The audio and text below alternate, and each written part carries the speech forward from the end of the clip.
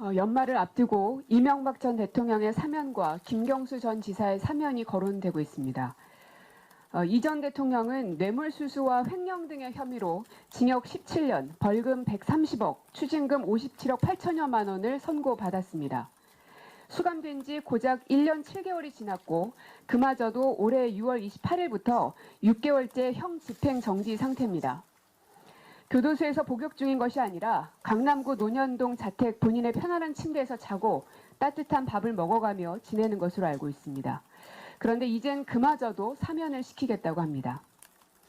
대통령의 사면권은 대통령의 고유 권한이지만 또 국민 대통합을 위한 것이기도 합니다.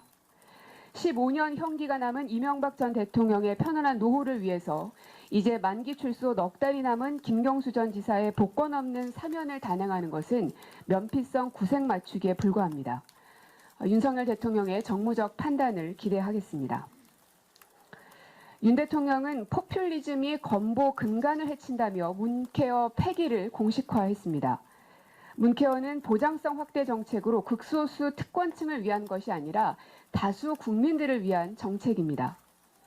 문케어로 환자 의료비 부담 완화의 규모가 9.2조, 그중 취약계층 부담 경감이 24%, 즉 소득 재분배 역할도 해온 것입니다.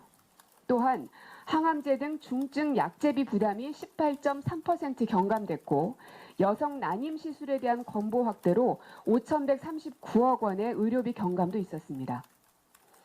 얼마 전 김건희 여사가 캄보디아에서 아픈 아이를 안아주며 던지고 싶었던 메시지는 국가가 국민들을 질병으로부터 지키겠다는 것이라고 생각합니다. 그런 의지를 밝혔던 게 불과 며칠 전인데 정작 윤 대통령은 포퓰리즘 운운하며 아픈 국민들의 치료비를 뺏겠다고 합니다. 각자 도생하라는 것입니다. 국민들에게 의료비 폭탄을 던진 것입니다.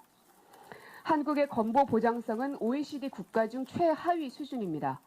역대 어느 정부도 보장성 강화를 하지 않겠다고 한 정부는 본 적이 없습니다.